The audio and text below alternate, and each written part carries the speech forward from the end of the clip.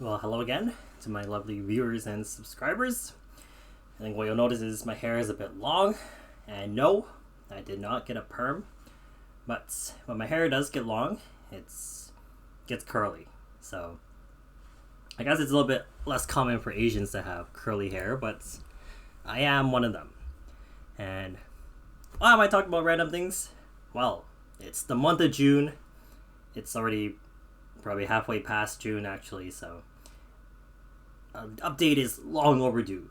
What has this man been up to during the month of June and that latter bit of May? Because the May update might as well just have been an April update. All these weeks, what has this guy been up to? And honestly, there's not too much. Some interesting things, but not too much. So I have been keeping busy actually, though I'm not in full-time ministry anymore. I've been looking for those odd pulpit supply guest preaching opportunities. So I am still averaging at least once a month, if not even more. So that's quite good for me actually. I'm thankful that I do get those opportunities to preach more, to exercise and to grow in my gifts. So that's been taking up some fair bit of time. I've also taken 2 courses as well, so there are 2 intensive courses. I audited one of them. The other one I'm taking for credit, so I do have some coursework that's due. So that took up another 2 weeks. So one was back in the month of May, and then one was just about a week, just over a week ago. So that's been enjoyable too. I think for many of you, you probably felt that mix where it's like, if you're working, you wish you're in school, but if you're in school, then you're like, oh, I wish I was working because I got no money, right? Oh well, can't have the best of both worlds. So with all that, I've been keeping fairly busy. I haven't felt like I'm just just looking at the time and just waiting for time to pass or anything, but it's been an enjoyable season so far of rest and preparation as well. So I haven't done my other self-study as much as I'd like, so I do want to brush up on some doctrines and just read up a little bit more on those and see how would I answer them and where do I fall on certain things. So that's still on the to-do list. The other part is actually here's like kind of the funny part, because I've been telling people I've been reading good amounts. I think the current read is this one here actually. So Memoir and Remains of Robert Murray McCheyne. This one is like the bigger version, so it's a little bit thick, but very good biography. This man McCheyne, he lived only till about 29, so very young, but God used those years when he was saved very well. So one only could aspire to just live as useful a life as McCheyne did. So I'm only about 2 or 3 chapters in, but so far I found it just encouraging and convicting. I find that's what I want to live up to, but where does my life live up to compared to him, right? I can read about all the things that he's done, and I look at myself and think, I'm 29 and he's dead already. He's dead, but he's accomplished so much during those few years. So hopefully with years ahead, Lord willing, I want to be a profitable servant too.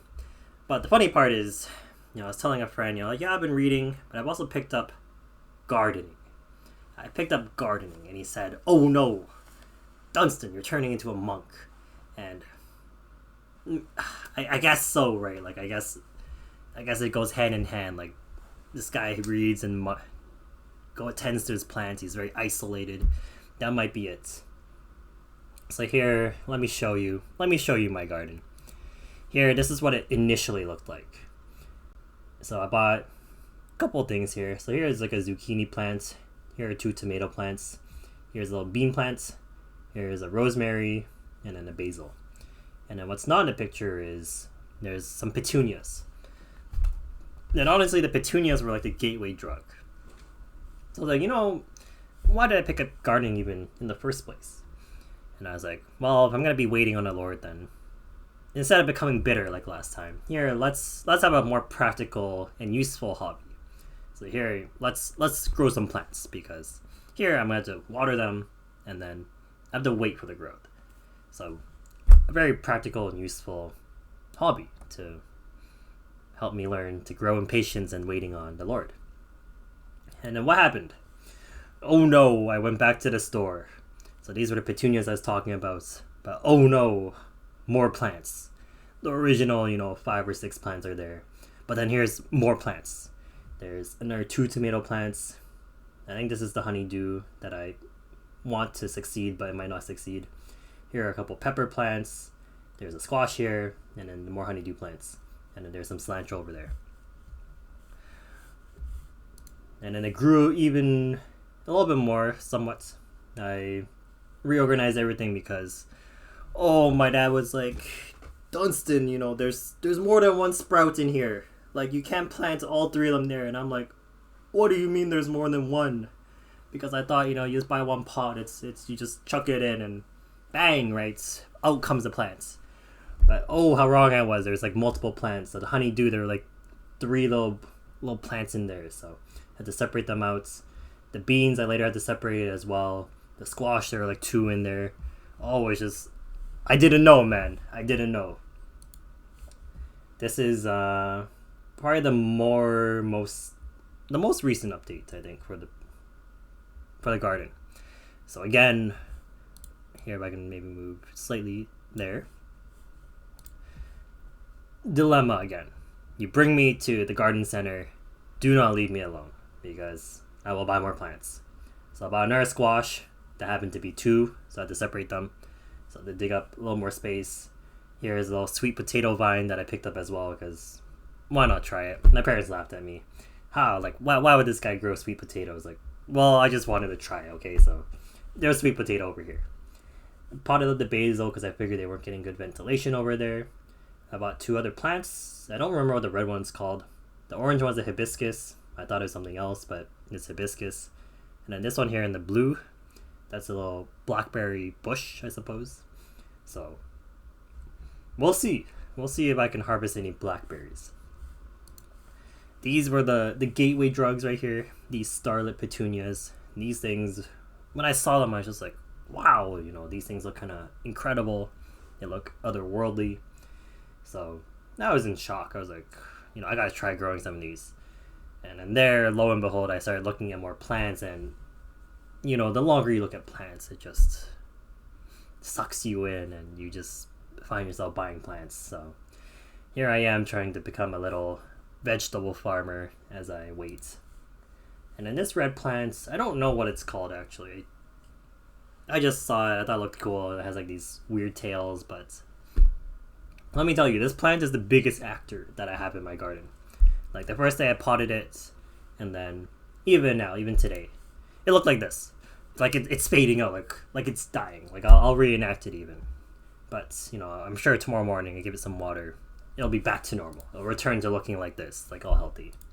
So here, like that guy, that plant, man. Like my parents are always like, yo, please water the poor soul. He's dying, right? And I'm like, no, that plant is acting. It's like just pretending to be dead, but I don't know. I'm gonna give it some water, and he's gonna come back to life. So anyway, that's sort of been that's sort of been what's up with me. I've been mostly reading, studying, guest preaching here and there, and gardening. So I find gardening has been a good hobby actually, because I've been reflecting a lot on even just the past couple months, and what are my sort of tendencies, what's my nature a little bit more, what do I lean more towards too. And I think I do value progress quite a bit, especially like visible progress. So I think often to the times when I used to play video games, I think one of the greatest appeals of video games was actually just the progress that I made. So if I went up in ranks, I could see I'm progressing, I'm getting better, and there's like a visible way to measure it. And then same with these sort of plants. Like I find myself, if I just water it, I'm looking like, please plants, like grow right away. But from between even like the first photo, so even here, you can see tiny tomato plants, pretty small zucchini, beans, until about I mean, I guess it's hard to tell here, but it's actually sizably bigger here. But quite a few weeks had to go by. So I can't, sow and reap on the same day. But I find that's what I'm leaning more towards. And I think in our culture today, where we are just so fast paced, like there's Amazon Prime, right? So you click and you get your order within a day or two. And here I'm sort of, that's almost like just indirectly teaching me to think, oh, if I put in my labor, I'm gonna instantly get returns in about a day. But what this garden has shown me is, nope, it's not gonna be quick progress. Progress is gonna take time. It's gonna take a while before I see fruit. And I think this does apply to both ministry and to waiting upon the Lord. God rarely gives you that instantaneous answer. Yes, we do see it sometimes in the Bible, but more often than not, I think it actually is a lot of waiting. So here it's been a good lesson in learning to wait. I don't think I've fully learned the lesson yet, but day by day, as I look at my plants, as I see very little progress, and then I start to learn, well, I'm not supposed to look every single day for progress. I tend to them, right? Water them when I should. So prune them a little bit. Prune or pinching, apparently. You're supposed to pinch your plants too. But I do prune the petunias and hope they do grow a little bit more wildly and strongly. I do adore them. But again, same with faith. Every day you read, you get your feeding from the Word, and you pray, you spend time with the Lord, and you grow.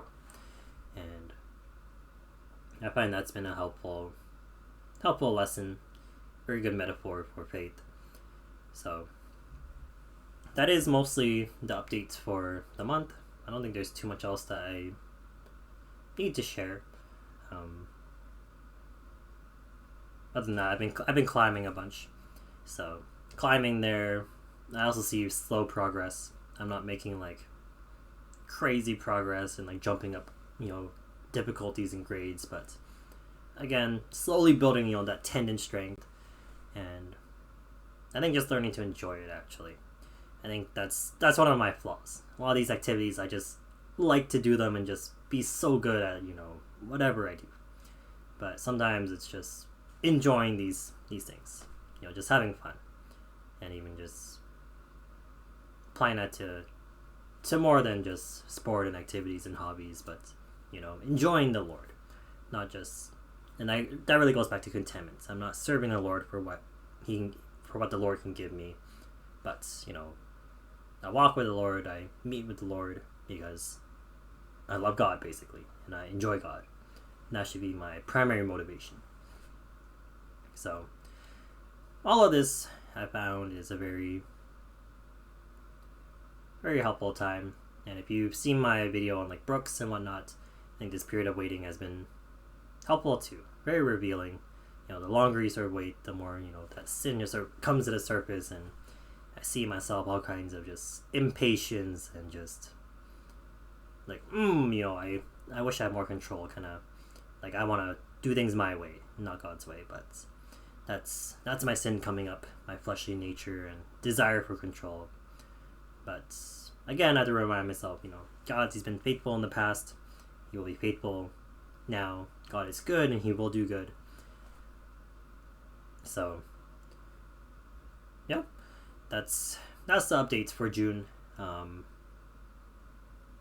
not too sure if there will be a big updates for July. And I think this is probably one of the biggest updates, right? Picked up a whole new hobby, dug up holes in my backyard, and just planted all kinds of plants.